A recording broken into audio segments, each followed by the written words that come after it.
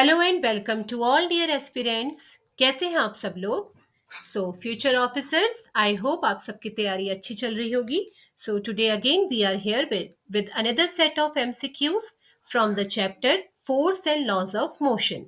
इस चैप्टर का थ्योरी पार्ट मैंने थोड़ा बहुत पिछली वीडियोस में एक्सप्लेन किया है। मैं डिस्क्रिप्शन में नीचे आपको उसका लिंक दे दूंगी, आप उसमें लॉज ऑफ मोशन के थ्योरी को देख सकते हैं। ठीक है। सो शॉर्ट में रिवीजन कर लेते हैं। Force, what is force? It's a push और पुल, कोई भी एक ऐसा एक्शन जो या विच कॉजेज पुल और push on a body, it is called force. Forces are used in our day to day life, हम आप डेली एक्सपीरियंस करते हैं। और अभी भी एक मोटिवेशनल फोर्स भी आप सबके अंदर है, जिसके तहत आप लोग इतनी तैयारी कर रहे हैं। सो आई होप कि आपका ये मोटिवेशनल फोर्स इतना स्ट्रांग हो कि आप ये पेपर, जिस भी पेपर को दिमाग में रख के ये वीडियो देख रहे हैं, आई विश कि आप वो क्वालिफाई करें। So let's get back to the video. Types of forces, balanced and unbalanced forces. दो टाइप के फोर्स होते हैं। बैलेंस्ड फोर्स क्या होता है? जब किसी भी ऑब्जेक्ट पे जैसे फोर्स लग रहा है, तो किसी भी ऑब्जेक्ट पे लगने वाला नेट फोर्स, ठीक है, किसी भी ऑब्जेक्ट पे जैसे सपोज ये आपका एक बॉक्स रखा है, तो इस पे लगने वाले सारे फोर्सेस कैंसिल हो जाए, सो it is called balanced force. और जब बैलेंस्ड फोर्स होगा तो उस केस में ऑब्जेक्ट क्या होगी? रेस्ट में रहेगी। ठीक है। सेकेंड है आपका unbalanced force, when the net effect produced by number of forces on a body is non zero. Suppose हमने यहां से आपने इसको पुश किया, ठीक है, तो आपका जो ये पुश है, ये क्या है? जो फोर्स इसको रोक रहा है आगे जाने से, उस फोर्स से आपके फोर्स का मैग्नीट्यूड ज्यादा है। दैट मीन्स ये ऑब्जेक्ट आपकी फॉरवर्ड डायरेक्शन में मूव करेगी।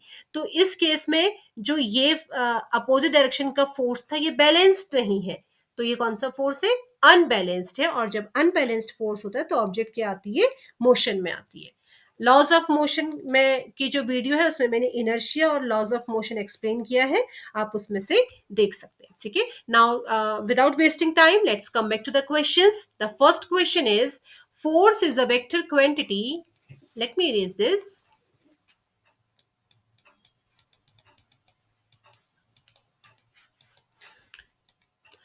Force is a vector quantity because it has vector quantity, हमने कल की वीडियो में भी देखा था, जिसमें क्या है? डायरेक्शन है। So without any confusion, both magnitude and direction, option C is correct.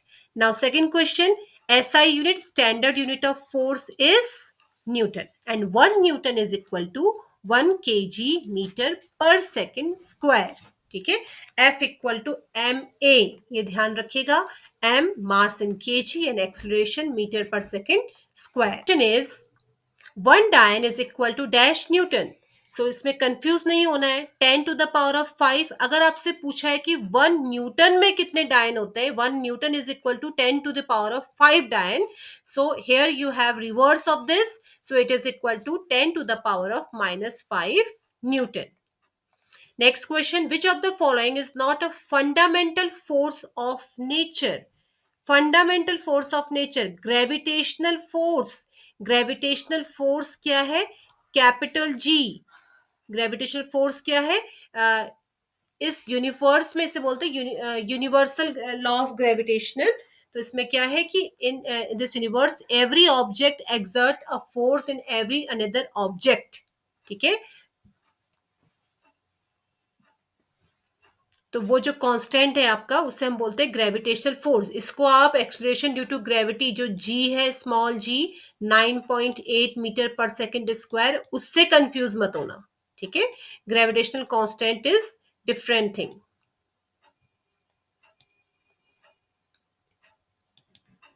So the answer of fundamental force of nature, weak nuclear force. Nuclear force भी आपका क्या है? फंडामेंटल फोर्स है।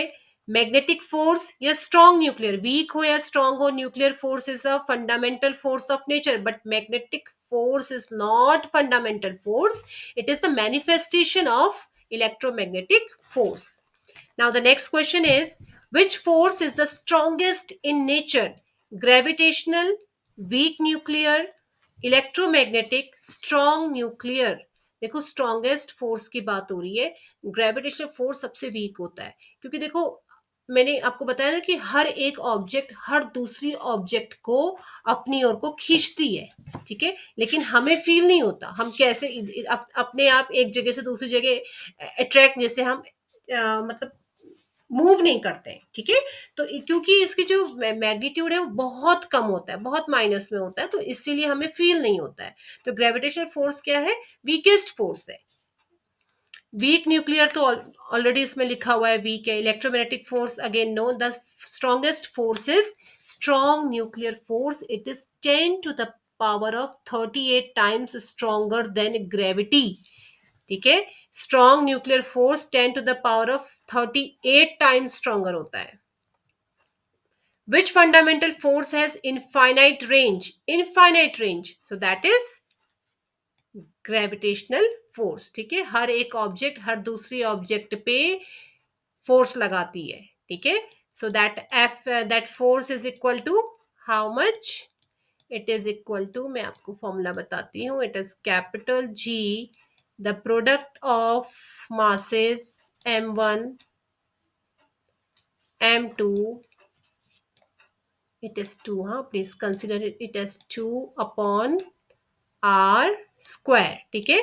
तो जो आपका स्टेटमेंट है यूनिवर्सल लॉ ऑफ ग्रेविटेशन का, it is that every object in the universe attracts every other object with a force which is proportional to the product of the masses of two objects and inversely proportional to the square of the distance between them, ठीक है। तो proportional के sign को हटा के हमने क्या कर दिया, जी कांस्टेंट लिया है, और यही जो जी कांस्टेंट है ये आपका क्या है, ग्रेविटेशनल कांस्टेंट है।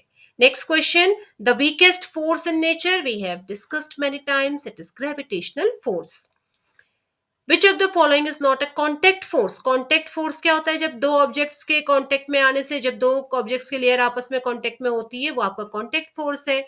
पुश फोर्स, पुश या पुल करेंगे तो कॉन्टेक्ट होगा। फ्रिक्शनल फोर्स भी दो सरफेसेस के बीच में लगता है।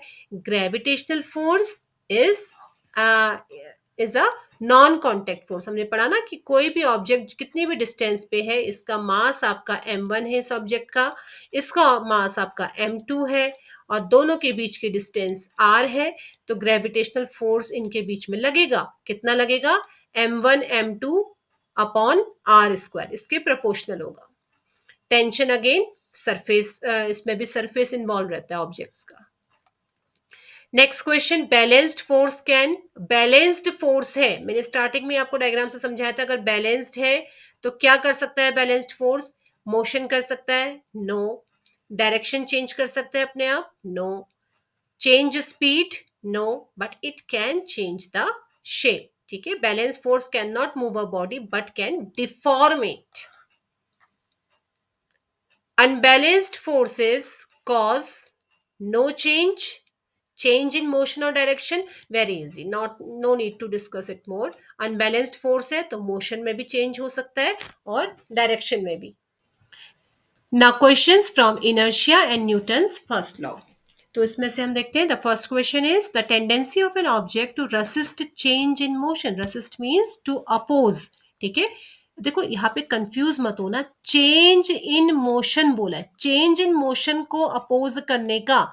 सो इनर्शिया वाला लॉ क्या कहता है? An object in the state of motion continues to be in the state of motion unless and until it is compelled by some external force. तो चेंज इन मोशन को रेसिस्ट करने की tendency क्या होती है? इनर्शिया।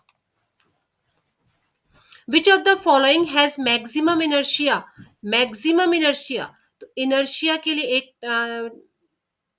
रिलेशन हमेशा ध्यान में रखना, ग्रेटर मास ग्रेटर इनर्शिया। अब बस इतनी लाइन याद कर लो, कैसे भी घुमा लेंगे you can do the answer. So mass ज्यादा किसका होगा? Cricket ball, football, table tennis ball या बैलून? ऑब्वियसली क्रिकेट बॉल का। सो मैक्सिमम इनर्शिया भी उसी में होगा। Next question, Newton's first law of motion is also known as law of inertia. No need to discuss. When a moving bus applies brakes, the passenger fall forward. Moving bus है, जैसी एकदम से, अब देखो जो उसमें पर्सन बैठा हुआ है, जो भी लोग बैठे हैं, उनकी बॉडी क्या है? बस के साथ साथ मोशन में है, ठीक है। अब क्या है कि एकदम से बस में ब्रेक लग गया, ठीक है, बस में ब्रेक लगा, तो देखो लोअर पार्ट तो बस के साथ क्या आ गया? रेस्ट में आ गया। लेकिन जो बॉडी का अपर पार्ट है वो अभी मतलब it tends to be in the state of motion, वो मोशन में ही रहना चाहता है। तो इसीलिए क्या होता है कि बॉडी का अपर पार्ट तो आगे को झुक जाता है, बट हमारा ये जो लोअर पार्ट है, जो सीट के साथ लगा हुआ पार्ट है, वो क्या है, वो रेस्ट में आ गया। तो इसीलिए क्या होता है, जो आदमी है वो आगे को झुक जाते हैं। सो it is, the answer is inertia. Inertia of motion keeps their body moving forward.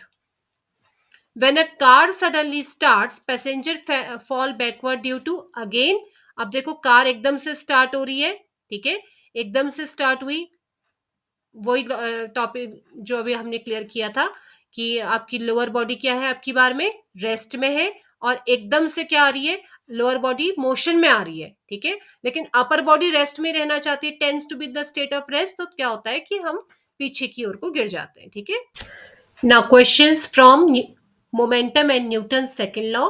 First question आपका न्यूटन का सेकंड लॉ क्या था मोमेंटम को लेके, P, मोमेंटम को हम शो करते हैं P is equal to mass into velocity, ठीक है। सेकंड क्वेश्चन इसी पे है, SI unit of momentum, so mass आपका kg, velocity metre per second, so the correct answer is kg metre per second. Next question, a heavier body requires more force to stop because heavier object, जितना ज्यादा मास उतना ज्यादा inertia. So high mass, high inertia. According to Newton's second law, F is equal to rate of change of momentum is directly proportional to the product of mass and velocity. ठीक है, rate of change आपका F is equal to, देखो dp upon dt, that is again the rate of change of momentum. F is equal to mass into acceleration, F is ma, and C is change in momentum per unit time, change in momentum per unit time. So that means all three are correct. So the correct answer is option D. If mass is 2 kg, that is a simple calculation, F is equal to ma, mass into acceleration आप लोग सीधे सीधे कर सकते हो, ठीक है। Now question from law of conservation of momentum. Conservation of momentum क्या कहता है कि before collision and after collision the total momentum remain constant, ठीक है। m1u1 प्लस m2u2 दो ऑब्जेक्ट्स है, दैट इज इक्वल टू उनकी जो फाइनल वेलोसिटी आफ्टर कॉलिजन है, that is again m1v1 plus m2v2, ठीक है। Law of conservation of momentum states that the total momentum before and after collision remains constant, so correct answer is option A. In a collision, a small bullet can pierce through a wall because the velocity is very high. अब velocity high है तो उसका क्या होगा, momentum भी high होगा, ठीक है, because momentum is P is equal to m into v, तो velocity ज्यादा है या mass ज्यादा है, so momentum will also be high. Now the next question is, the unit of impulse is same as, impulse is force into time, so that is again it is same as momentum, change in momentum. Now questions from Newton's third law of motion. Third law of motion, every action has a equal and opposite reaction. A gun recoils when fired due to, जैसे पीछे को gun पीछे को आती है ना जब bullet आगे जाती है, that is again Newton's third law of motion. इसीलिए शोल्डर से दबा के फायरिंग की जाती है ना, अगर जब पहली वाली गन हुआ करती थी। अ स्विमर मूव्स फॉरवर्ड बिकॉज, कैसे आगे को जाता है, क्योंकि वो पानी से हाथों से क्या करता है, पानी को पीछे को पुश करता है, पानी को पीछे को एक्शन है तो वो रिएक्शन कहाँ को देगा, फॉरवर्ड डायरेक्शन में, ठीक है। इक्वल और अपोजिट रिएक्शन होता है, क्योंकि walking is possible because, again क्यों चल पाते हैं हम, friction between ground and feet. When you jump from a boat, the boat moves backward due to, क्योंकि एक पैर आगे फॉरवर्ड मूव कर रहा है तो दूसरा पैर अपने आप ही क्या होता है, पीछे को, बोट को पीछे को पुश करता है, so action and reaction pair, ठीक है। फॉरवर्ड, एक फुट का फॉरवर्ड एक्शन हुआ तो अनदर फुट बैकवर्ड में रिएक्शन देगा। Next question, the opposite, the force opposing motion is, motion को अपोज करने वाला फोर्स कौन सा होता है, फ्रिक्शन। फ्रिक्शन की डेफिनेशन ही है कि वो अपोजिंग फोर्स है, ठीक है। Static friction, static friction is always greater than kinetic friction. जब ऑब्जेक्ट्स रेस्ट में है, static friction. Friction is necessary evil, क्योंकि अभी हमने पढ़ा था ना कि हम चल पाते हैं because it is because of friction. ठीक है, वो बहुत जरूरी है। It helps motion and causes wear. Coefficient of friction depends upon nature of the surface. ठीक है, फ्रिक्शन डिपेंड ही सरफेस के नेचर पे करता है। Which device reduces friction using ball. ठीक है, अब यूजिंग बॉल्स, तो कौन सी डिवाइस है? बॉल बियरिंग्स जो लगती है, so bearing device. A body moving in a circle is acted upon bye, अब सर्कुलर पाथ में है तो उसमें कौन सा फोर्स लगता है? Centripetal force. ठीक है, centripetal force acts always towards the center. The formula of centripetal force is F equal to mv square upon r. A stone tied to a string and rotated in a circle. ठीक है, एक string से क्या करा? एक stone को tie up किया और उसको एक सर्कल में रोटेट किया। ठीक है, सो इसमें क्या लग रहा है आपका? कौन सा फोर्स है? Centripetal force act on the stone, centripetal force act on the string, या दोनों फोर्स लगते हैं? तो ऑब्वियसली क्या है कि आपके सेंटर से वो जा रहा है, तो आपके सेंटर की ओर को क्या लगेगा? सेंट्रीपिटल फोर्स, और दूसरा क्या लगेगा? आउटवर्ड डायरेक्शन में centrifugal force. So both A and B is the correct option. Centrifugal force is fictitious force. Advanced conceptual questions में थोड़े क्वेश्चन देख लेते हैं कि हमने कितनी एडवांस प्रिपरेशन की है। Which of the following pairs are action reaction forces? Action reaction forces. Book on table and table on book. Yes. A lift moving upward and acceleration increases a person's, जब lift ऊपर की direction को जा रही है with acceleration, तो person का क्या क्या इंक्रीज होगा? Apparent weight, real weight, mass या inertia. So apparent weight increases. ठीक है, W equal to m g, ये ध्यान रखिएगा, W equal to m g, mass into gravity. Now the next question is when lift falls freely a person inside feels, तो free fall के case में जब freely falling lift है या फिर आपने जाइंट व्हील में टॉप से जब हम नीचे को आते हैं तो at that moment the person feels from inside weightlessness. ठीक है, the maximum static friction that can act on a body before it starts moving, rest पे है। ठीक है, मूविंग, इसके मोशन में आने के टाइम पे maximum static friction, it is called limiting friction. ठीक है, जिस लिमिट के बाद से वो ऑब्जेक्ट क्या आएगी? मोशन में आ जाएगी। Now the next question is the displacement time graph of a particle acted upon by constant force is a parabola.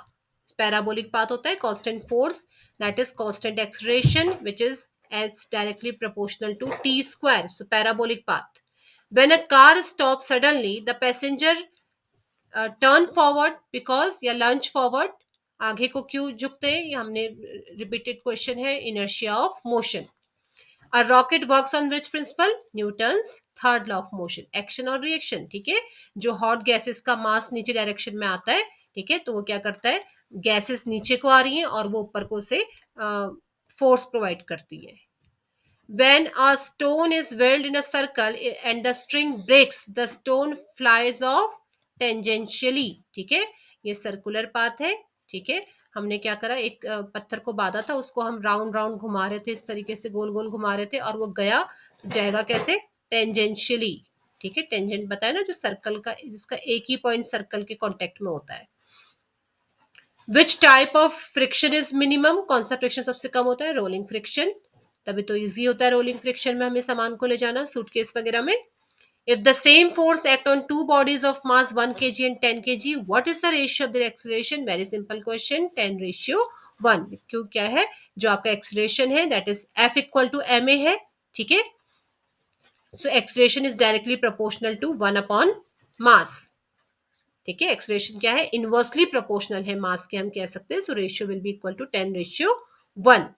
If a car moving with uniform velocity has a resultant force acting on it, then Resultant force is not equal to 0 because the body accelerates according to the Newton's second law of motion. Next is a gun recoils after a firing a bullet due to gun recoils. हमने कौन सा principal पढ़ा था? Action और reaction का, Newton's third law of motion. A person jumping out of a moving बस fall forward. अभी क्या है कि बस के साथ साथ पूरी बॉडी फॉरवर्ड डायरेक्शन में जा रही थी. कोई आदमी बस से, चलती बस से बाहर कूदा तो उसके जो पाँव है एकदम से रेस्ट में है, लेकिन उसकी अपर बॉडी मोशन में है, तो वो आगे के डायरेक्शन में गिर जाएगा. सो it is again inertia of motion. A horse cannot pull a cart and move forward if only reaction acts on the cart. Frictional force is absent between horse feet and ground. Horse exert force on cart only. The cart is too heavy. The answer is frictional force is absent between horse feet and ground. ठीक है, अगर क्या है कि horse क्या करेगा, ground को पीछे को पुश करेगा विदाउट फ्रिक्शन. अगर बिना फ्रिक्शन के वो पीछे को पुश कर रहा है ग्राउंड को, तो उसे फॉरवर्ड के लिए तो कोई फोर्स मिला ही नहीं, और फॉरवर्ड रिएक्शन नहीं मिलेगा तो फॉरवर्ड मोशन नहीं हो पाएगा. So this was all for today. So लक्ष्यवीरो, a very good bye. So बाकी हम क्वेश्चंस कल से स्टार्ट करेंगे. होप आपको वीडियो पसंद आई होगी और आपको मैक्सिमम एमसीक्यू क्वेश्चन आंसर देखने से पहले ही आ गए होंगे. So keep on practising, keep on trying, keep shining. Thank you, bye bye.